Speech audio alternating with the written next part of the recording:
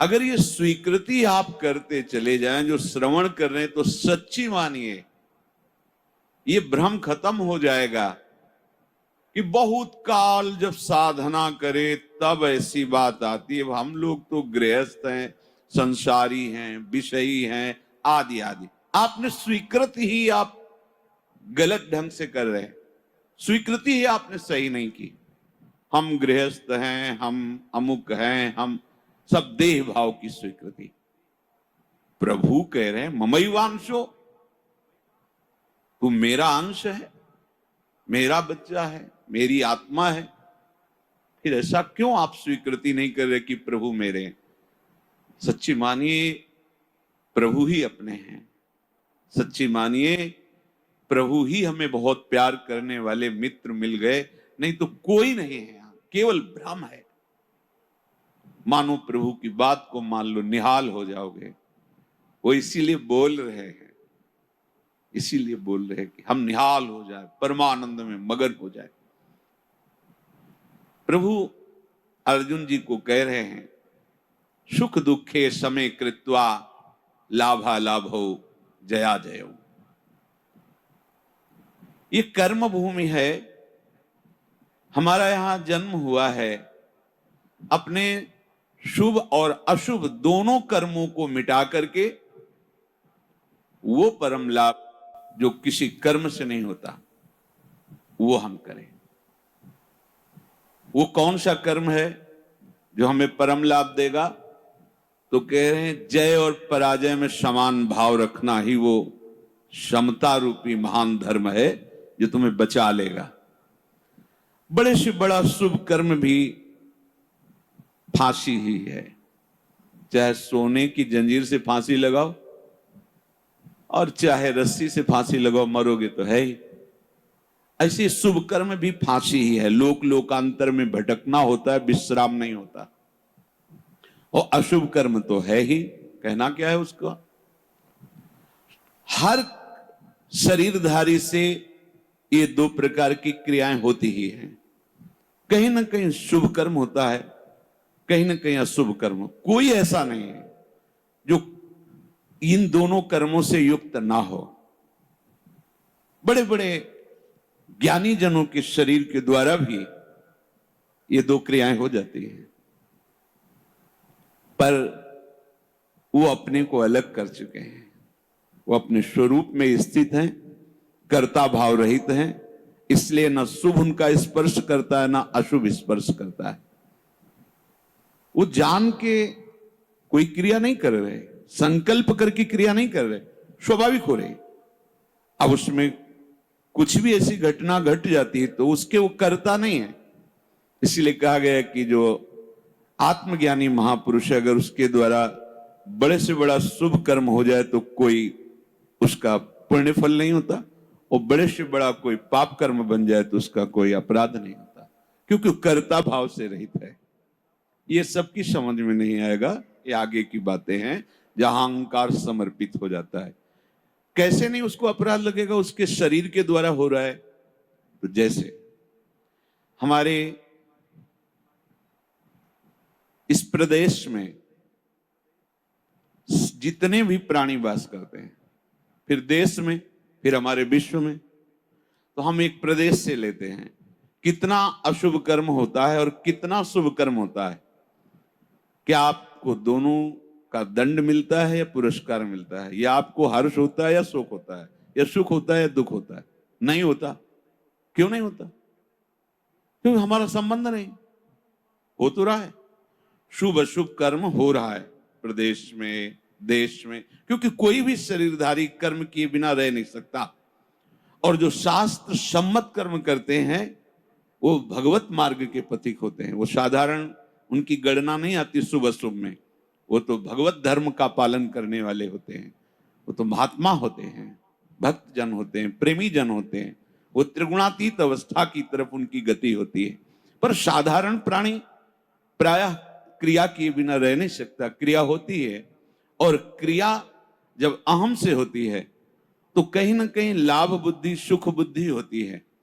इसके कारण वो ये समझ नहीं पाता है कि धर्म है कि अधर्म है, और बढ़ता चला जाता है। कहीं खूब पापाचरण होते हैं, कभी कोई संयोग बन गया तो पुण्याचरण भी होते हैं। लेकिन आपको क्या फर्क पड़ता है? पूरे विश्व में दोनों प्रकार के कर्म हो रहे हैं, आपको क्या फर्क पड़ता है? कुछ नहीं। क्यों? क्योंकि उसका हमारा कोई संबंध ही नहीं है। समझ लीजिए।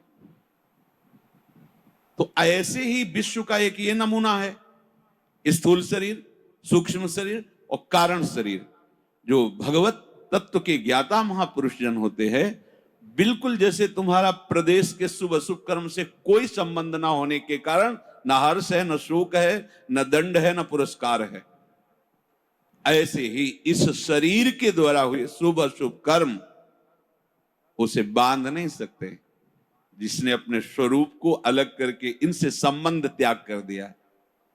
हमें हर्ष शोक दूसरे की क्रियाओं से इसलिए नहीं होता कि हमारा संबंध नहीं। ठीक ऐसे इस शरीर से जब ज्ञान प्राप्त हो जाता है, बिल्कुल जैसे भगवान ने कहा कि पुराना वस्त्र त्याग कर नए वस्त्र को धारण करते। सांप ने केचुल छोड़ दी, कोई संबंध नहीं। पुराना वस्त्र फेंक दिया, उसे कोई जला दे, कोई कुछ करे, कोई संबंध नहीं। वो उत्तम जगह में रखा जाए या अधम जगह में, कोई संपर्क नहीं रहता। ये देहाभिमान होने के कारण, देह भाव होने के कारण हमें अपने कर्मों का भोग भोगना पड़ता है। अब हमको जो भगवान उपदेश कर रहे हैं कि इस कर्म जाल से कैसे मुक्त होना है, क्योंकि अवश्य में भोक्तव्यम कृतम कर्म शुभाशुभम, भगवत वाणी, भोगना पड़ेगा निश्चित। अब कोई ऐसा उपाय जो हम इन कर्मों के जाल से मुक्त हो सके। भगवान कह रहे हैं कि जो भी आपके द्वारा हो रहा है, पहली बात तो जो कर्म हो रहा है वो प्रमाणित होना चाहिए, गुरुजनों के द्वारा शास्त्र सम्मत। मनमानी आचरणों की यहां चर्चा नहीं। यहां जो है तस्मात् शास्त्रम प्रमाणम ते, आपका कोई भी कार्य बिना प्रमाण वाला नहीं होना चाहिए, मनमानी नहीं होना चाहिए। उसका प्रमाण किसी संत ने कहा है, आचार्य ने कहा है, गुरुदेव ने कहा है, भक्तों ने ऐसा कहा है, ऐसा हमारे बुजुर्गों ने कहा है, यह प्रमाणित होना चाहिए। अब उस कर्म का अनुष्ठान करते समय हमारे हृदय में लाभ की विशेष आकांक्षा होती है, उस कर्म की सफलता की विशेष आकांक्षा होती है। अगर आप प्रभु की इस वाणी को नहीं मानेंगे तो बहुत धोखा हो जाएगा हमसे, बहुत गलती हो जाएगी। जैसे जिसको लगता हो कि ये सुख दुख समय कृत्वा लाभा लाभो जया जयो, ये तो केवल विरक्तों के लिए भगवान कह रहे, ऐसा नहीं। देखो सबको लाभ इसमें है। एक विद्यार्थी है, वो विद्या अध्ययन करता है पास होने के लिए, पूरा प्रयास करता है। किसी कारणों से,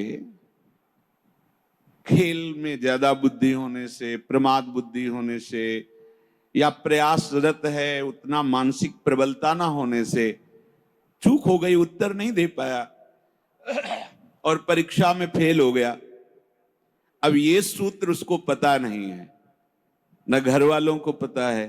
अब वो उसे बोलते हैं कि इतना रुपया लगाया, इतनी फीस भरी और तू फेल हो गया। मानसिक उसके ऊपर दबाव डालते हैं। वो शास्त्र ज्ञान से रहित, विवेक रहित बालक विचार करता है, घर वाले भी असंतुष्ट हैं और पास भी नहीं हो पाया, अब क्या करें?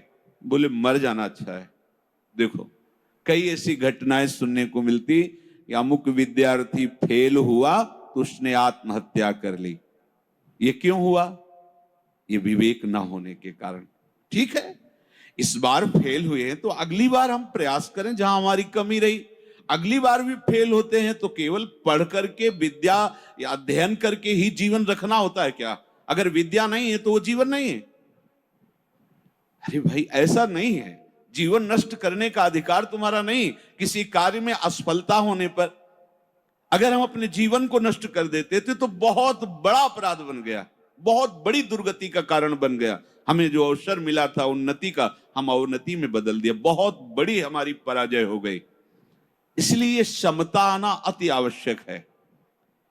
हमें तो लगता है कि सबको सत्संग सुनना चाहिए, भगवत प्राप्ति के लिए ही नहीं, समाज में जीने के लिए भी सत्संग की आवश्यकता है। आसुरी बुद्धि पशुता का नाश करने के लिए सत्संग समर्थ है।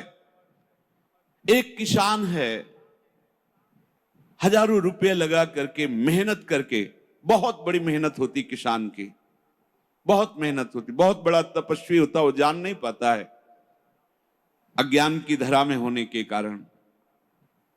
जिस ठंडी में आप वस्त्र त्याग नहीं करना चाहते, पूरी रात रात पानी लगाता है गेहूं की खेती में, बड़ी मेहनत करता है।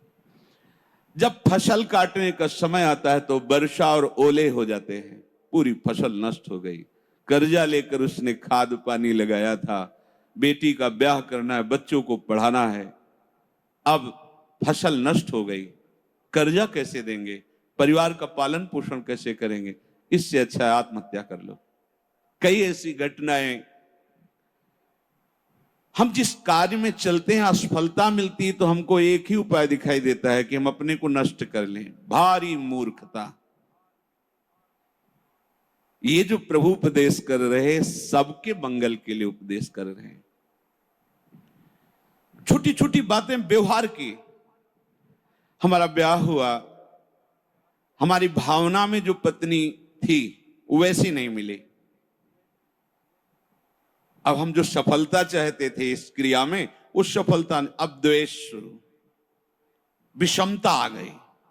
कैसे कैसे पापाचरण होने लगते हैं, कैसे कैसे पीछे कितनी ऐसी घटनाएं सुनने को मिल। राक्षसी बुद्धि। ये केवल बैरागियों के लिए, विरक्तों के लिए, संतों के लिए प्रवचन होता है, ऐसी बात नहीं।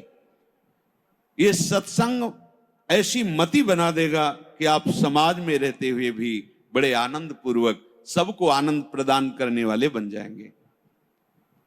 ये जो जय और पराजय का, लाभ और हानि का, सुख और दुख का हमारे ऊपर प्रभाव पड़ता है, जब तक हम नाम जप करके अपनी बुद्धि को पवित्र करके समता में नहीं लाएंगे तब तक बात बनने वाली नहीं।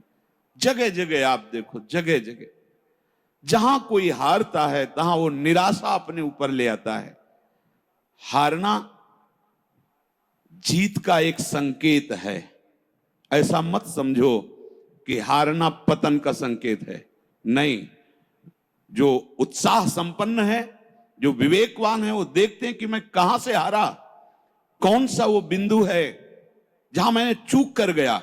विवेकवान तुरंत उसे संभालते हैं, आगे चलते। फिर हार होती तो फिर हमें आगे बढ़ना है, ना कि हमें शरीर नष्ट कर देना है, ना कि हमें इतना चिंतन बिगाड़ लेना कि डिप्रेशन में पहुंच जाए। हर परिस्थिति हमारे कर्म के अनुसार रची गई है। अब हमको संभालना होगा, उस कर्म के प्रवाह में बहकर हमें नष्ट नहीं होना है। इसीलिए भगवान यहाँ के ततो युद्धाय युज्यस्व। तुम अपने कर्तव्य कर्म करने के लिए कमर कस के खड़े हो, उत्साह संपन्न बनो, तुम्हें बिल्कुल पाप नहीं लगेगा। नैवम पाप मवाप्स्यसि। बस तुम एक काम कर लो, जय पराजय में समान भाव लाओ। जो आपने माना हुआ लाभ है, अगर हमारा पूर्ण नहीं हो रहा है तो हमें निराश नहीं होना। इस बार हमारा व्यापार सफल नहीं हुआ, इस बार अध्ययन हमारा ठीक नहीं हुआ, इस बार कृषि में हमें कमजोरी, अन्न की प्राप्ति नहीं हो पाई, हमारी खेती कमजोर हो गई। कुछ भी, कहीं भी, कैसे भी निराश नहीं होना। रात है तो दिन आएगा, आप धैर्य रखिए, प्रकाश होगा। अंधकार में उबिए नहीं और प्रकाश में फूलिए नहीं। अभिमान मत कीजिए, अंधकार आने वाला है। इसलिए सम, भगवान कह रहे समय कृत्वा, ये बहुत बड़ी विद्या है। अगर कोई कहे निकुंज में जाने के लिए इसकी क्या आवश्यकता है, तो कृपा प्रकरण में पढ़कर देखिए, तीसरे दोहे में, शत्रु मित्र समझानी सम, मान मान अपमान सम, दुख सुख लाभ न हानि। यह जो कृपा, वही प्रभु कह रहे, सुख दुखे समय कृत्वा लाभा लाभ हो जया जय। इसको धारण कीजिए। छोटी छोटी सी अनुकूलता में बाधा पड़ने पर हम दुखी हो जाते हैं, हम विक्षिप्त होने लगते हैं, हम बहुत बड़े लाभ का त्याग कर देते। छोटी सी मनोनुकूल वृत्ति के विरोध होने पर, जबकि वो महामंगल विधान है, आपको समझ में नहीं आ रहा, आप इतने असंतुष्ट हो जाते हैं, इतने हार जाते हैं, इतने निराश हो जाते हैं कि परम लाभ का मार्ग ही छोड़ दिया। और ये जरूरी है। जैसे ये उपदेश जब होते हैं तो प्रश्न भी होते हैं कि कब तक सहें, कब तक सहें? जब तक भगवत प्राप्ति नहीं हो जाती, जब तक भगवत साक्षात्कार नहीं हो जाता, तब तक आप सहो। सहत सहत बाढ़े भगति।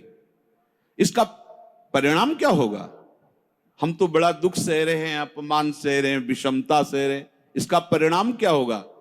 भगवान कह रहे बिल्कुल निश्चिंत रहो, महाभय से तुम्हारी रक्षा निश्चित यही कर लेगा। समता, किसी के आशीर्वाद की जरूरत नहीं है।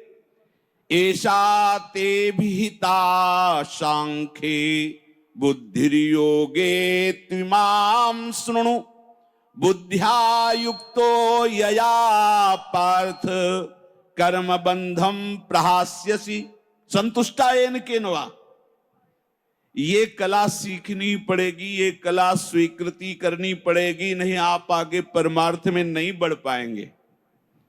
हर तरह से अपने को प्रसन्न रखने की चेष्टा रखो, विवेक के द्वारा, किसी वस्तु व्यक्ति स्थान के द्वारा प्रसन्न करने की नहीं, आंतरिक विवेक के द्वारा, बाह्य कोई साधन नहीं। इसके लिए कैसी भी परिस्थिति हो, यदि आपने प्रभु को स्वीकार किया है तो आप प्रसन्न रह सकते हो, क्योंकि हमारे प्रभु विद्या के समुद्र हैं, ज्ञान के समुद्र हैं, प्रेम के समुद्र हैं, ईश्वर के। क्या चाहिए? बिना पढ़े समस्त विद्या प्रकाशित हो जाती है। ब्रह्मा जी किस स्कूल में गए थे? चारों वेद स्वतः स्फुरित हो रहे। किसके संकल्प से? भगवान के संकल्प से। समस्त सृष्टि की जितनी भी कलाएं हैं सब ब्रह्मा जी से तो प्रकट हुई हैं। कहां सीखा ब्रह्मा जी ने? प्रभु के संकल्प से। वही तुम्हारे भी हृदय में संकल्प जागृत हो जाएगा। मूकम करोति वाचालम पंगुम लंघयते गिरिम यत् कृपा तमहम वंदे परमानंद माधवम। आज मेरे पास अमुक अव्यवस्था है, कल ऐसा हो सकता है कि तुम भारी से भारी सृष्टि की व्यवस्था करने वाले बन जाओ, क्योंकि तुम्हारा स्वामी अनंत ईश्वर संपन्न है। इस बात को लेकर के वो इस समता को धारण कर सकता है। अगर इतने बड़े प्रभु का सहारा नहीं है, फिर सहेगा किससे? ये सहने की सामर्थ्य सिर्फ हरि के चरणारविंद के आश्रय से आती, भरोसे से आती। ठीक है, आज हमारा मन ठीक नहीं है, लेकिन जिस दिन मन चोर देखेंगे ना, उस दिन निहाल हो जाएंगे। ठीक है, आज हमारी ऐसी परिस्थिति, जिस दिन वो देखेंगे ना, हम निहाल हो जाएंगे। देखो ना, कई कई दिन केवल तुलसी दल का भोग लगता है, लेकिन ना अन्य आश्रय है, ना अन्य भरोसा है श्री सुदामा जी को, है केवल कृष्ण प्यारे का। और वो भी कुछ लेने के लिए भरोसा नहीं, केवल विशुद्ध प्यार है। तो जैसी द्वारिकापुरी वैसी सुदामापुरी खड़ी कर दी। संतोष अगर किसी को हो सकता है तो प्रभु को लेकर के होगा। ध्यान रखना, अगर प्रभु का आशा भरोसा नहीं तो आप नहीं। क्या आप पास होते चले गए और भगवत भरोसा नहीं है? माना कोई बहुत बढ़िया नौकरी मिल गई और आपके आचरण भ्रष्ट हैं, तो क्या आप शांत हो जाएंगे? क्या आपका हृदय शीतल रहेगा? क्या आपका मन प्रसन्न रहेगा? नहीं। नाना प्रकार की भोग सामग्रियां और सम्राट पद, दुनिया का ऐश्वर्य मिल जाए, पर हरि चरणों से संबंध नहीं है तो विश्राम नहीं मिल सकता। तब लगी कुशल न जीव कहूं, सपने हूं मन विश्राम, जब लगी भजत न राम को, शोक धाम तज काम। इसलिए ये सूत्र हृदय में धारण ही करो कि तुम्हें सहना है। सहनशील ही समता को धारण कर सकता है। कभी अपमान की परिस्थिति हो सकती, कभी मान की परिस्थिति हो, कभी सुख की, कभी दुख की, कभी लाभ की, कभी हानि की। अगर हमारे हृदय में भगवत आश्रय और नाम जब चल रहा है तो बड़ी से बड़ी हानि में भी आपको शोक नहीं होगा, दुख नहीं होगा। बात समझ लीजिए। अपने को पता है कि मेरे प्रभु के चरणों को महालक्ष्मी सहलाती रहती है। हमारे पास वस्त्र भी नहीं, भोजन भी नहीं, वास भी नहीं है, पर मुझे पता है मेरा मालिक कैसा है। अपार ऐश्वर्य का स्वामी है। जिस दिन नजर हुई निहाल हो जाएंगे। दूसरे की तरफ वो ताकता नहीं। उस परिस्थिति में भी, ये हम सकामी भक्ति की बात कर रहे हैं, उस परिस्थिति में भी वो मस्त रहता है। जिस दिन मालिक की नजर हो जाएगी, निहाल हो जाएगी। अगर प्रभु का भरोसा नहीं है तो ये कोई भी बात धारण नहीं होगी, क्योंकि संसार के प्रवाह में तुम बहते चले जाओगे, टिकने के लिए तो कुछ होना चाहिए ना। तो ये गोरे चरणारविंद ऐसे हैं हमारे आराध्य देव के कि इनका भरोसा लोगे तो निहाल हो जाओगे। निश्चित हर कदम आपका विश्वास प्रबल होता चला जाएगा। कैसे तुम्हें बताएं, लोगों को लगता है कि जितनी सांसारिक चेष्टाएं हैं, अगर ऐसा नहीं होगा तो ऐसा नहीं हो सकता। आप सच्ची समझो, केवल उनकी मुस्कुराहट से अनंत ब्रह्मांडों को रचने वाली माया प्रकट हुई, किसी दूसरे का सहयोग नहीं है। सच्ची वालों, वो क्या नहीं कर सकते। गरुड़ जी महाराज बड़े बड़े हजार हजार फण वाले सर्पों को ऐसे चीर के खा जाते हैं, और उनकी नजर हो जाए तो सांप का बच्चा गरुड़ को लील जाएगा। सांप का बच्चा गरुड़ को लील जाएगा, उनकी नजर हो जाए। अपार सामर्थ्यशाली मेरे हरि, अगर इनका भरोसा नहीं तो फिर आप ये धारण नहीं कर पाओगे। कौन सा ज्ञान ऐसा है जो हरि चरणों का आश्रय लेने वाले के हृदय में स्फुरित ना हो जाता हो। ये तो एक निमित्त मात्र होता है, जो स्वयं स्फुरित होता है वो हरि पढ़ाते हैं अंदर से बैठ करके, तभी वो माया के बंधनों से मुक्त हो। ये विश्वास मानो, चाहे आप गृहस्थ हो, चाहे विरक्त हो, विद्यार्थी हो, व्यापारी हो, किसान, कोई भी हो, बिना हरि का आश्रय लिए आप विश्राम को प्राप्त नहीं हो सकते। आप सुख चैन के लिए जीवन व्यतीत कर देते हैं, लेकिन कहीं सुख चैन नहीं मिलता। आप हरि आश्रित हो जाओ, क्या चाहिए, निहाल हो जाओगे, निहाल हो जाओगे।